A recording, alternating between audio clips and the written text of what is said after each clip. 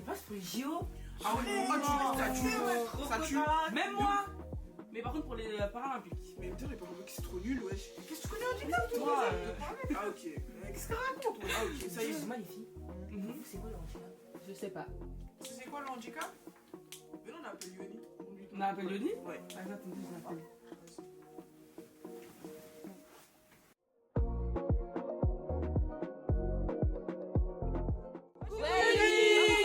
On voulait te demander, c'est quoi le handicap? Aujourd'hui, on se retrouve au centre de Paris parce qu'on s'est demandé c'était quoi l'handicap. Du coup, on va aller demander aux gens, pour eux, c'est quoi un handicap. Un handicap, c'est une personne qui a un problème quelconque de santé, mental ou physique, qui va l'empêcher de vivre comme une personne qui n'a aucun problème. Pour moi, un handicap, c'est quelque chose qui empêcherait une personne d'accéder au travail, aux loisirs, ainsi de suite. Donc que ça soit physique ou mental. Pour moi, un handicap, c'est une personne qui a pas forcément des problèmes, mais qui a des choses qu'on n'a pas forcément. Mais ça ne veut pas dire que ça change une personne. Donc une personne handicapée, elle peut être comme nous. Des fois, il y a des handicaps qui ne se voient même pas.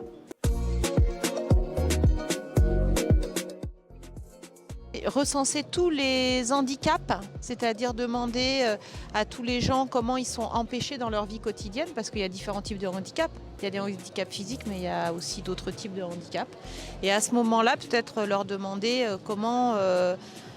qu'est-ce qui pourrait améliorer leur intégration. Si ça ne se voit pas forcément physiquement, les personnes ils vont trop être en mode non, toi t'es pas handicapé, donc tu pars de cette caisse, etc. Alors que ça veut rien dire. Et pour moi, ils sont pas du tout intégrés parce que déjà, il y en a pas partout. Par exemple, pour les personnes qui sont à mobilité réduite, il n'y a pas forcément d'endroits avec des rampes ou quoi pour que les personnes avec des fauteuils roulants ils puissent passer. Donc ils sont pas vraiment intégrés, je trouve. Là, quand je prends le métro, je suis là pour l'instant, moi je suis valide, je n'ai pas de problème pour marcher, mais quand ma mère est là, qu'elle a une canne, je me rends compte que c'est compliqué. Et handicap, tu vois, c'est quoi le handicap? En plus, il y a grave des gens, ils savent pas, genre, il y a pas que nous. C'est vrai ça en plus. Mais tu vas en fait, toi? À votre avis? Je sais pas, fédéré. D'abord, c'est pour moi, je pense Nadal. Encore pire. Djokovic. Je rigole pas trop, archi pas. MDR en fait, il n'y en a aucun qui est handicapé là-dedans. J'avoue. C'est vraiment chaud quoi. Mais du coup, je vais voir. Je vais voir Stéphane Houdet. C'est qui lui? Vous connaissez? Non. Non, je vois pas c'est qui. Pas du tout. Vas-y, venez, on va voir. Vas-y. Au pire, directement. Alors je m'appelle Stéphane Houdet, je suis joueur de tennis en fauteuil roulant depuis que j'ai eu un accident de moto il y a quelques années où à l'époque j'étais vétérinaire de profession. En fait au tout début, après mon accident, je ne savais pas du tout quels étaient les sports que j'allais pouvoir pratiquer et je ne connaissais pas le tennis en fauteuil roulant.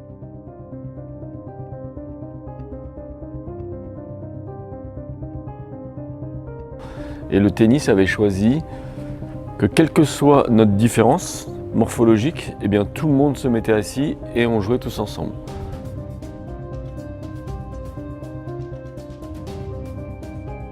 Et comme j'étais un joueur de tennis, il fallait que j'apprenne à me déplacer avec le fauteuil. Et la première difficulté, c'est en fait de savoir où on peut mettre la raquette et en même temps se déplacer avec le fauteuil.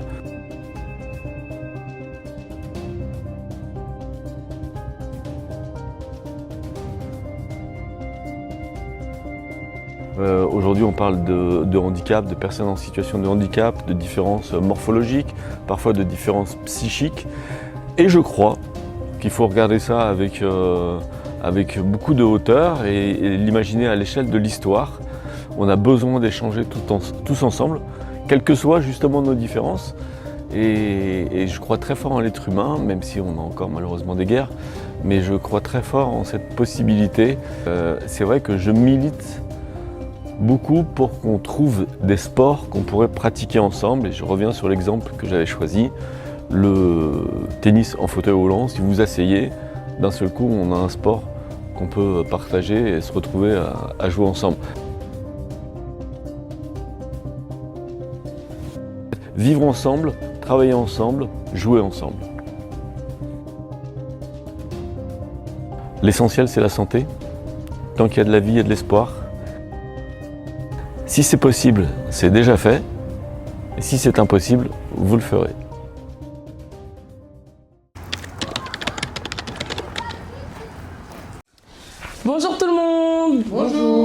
J'espère que vous allez bien. Ça va et toi? Ça va très bien, merci. Donc aujourd'hui, nous allons accueillir une invitée très spéciale qui s'appelle Cécile Touzalin. Vous vous demandez sûrement c'est qui? Bien sûr. Alors Cécile Touzalin, c'est une dame qui travaille à la FFH, dont Fédération Française de l'Handisport. Et nous allons lui poser quelques questions pour approfondir un peu plus son métier. Bonjour Cécile, peux-tu te présenter? Oui, tout à fait. Alors, je suis Cécile Touzalin, je suis référente jeune à la Fédération Française Handisport. Et avant ça, durant 17 ans, j'ai été psychomotricienne et j'avais envie d'aller voir un peu ailleurs, toujours dans le milieu du handicap et du soin, parce que je trouve que le sport, ça fait partie du soin. Ok. Quels sont les objectifs et pourquoi la création de la FFH? Alors, les missions principales de la fédération, c'est d'organiser, de faciliter et d'encourager l'accès à une pratique sportive pour les personnes en situation de handicap. Tout le monde ne peut pas concourir avec tout le monde. Comment vous créez les catégories pour les compétitions? En fait, on va évaluer l'impact du handicap sur la pratique sportive de la personne.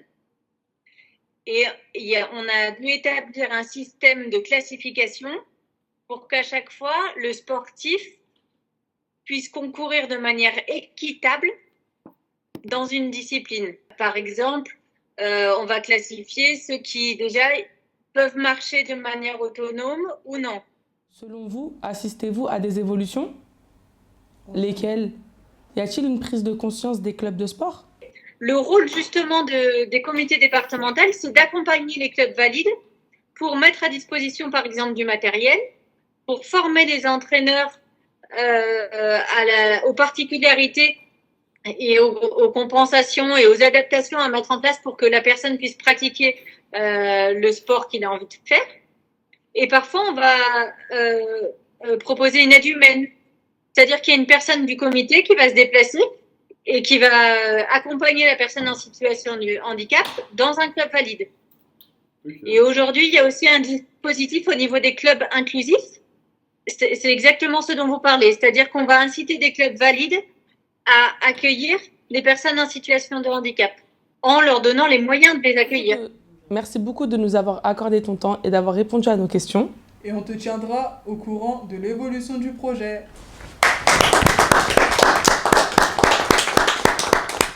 Eh ben, merci à vous, bravo pour votre engagement, c'est une super initiative. Merci. Et je veux bien vous suivre et je vous enverrai des petits mails pour savoir où vous en êtes. Que cette vidéo soit le rappel que la véritable beauté réside dans la diversité. Et que chaque personne, avec ou sans handicap, a un rôle irremplaçable dans la vie. De nos jours, il y a des endroits et des événements adaptés pour que les activités sportives soient accessibles à tout le monde.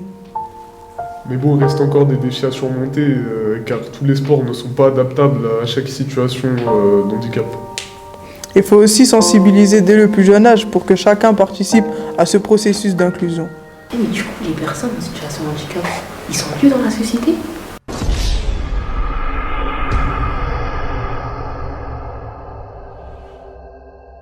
Les médias, c'est nous.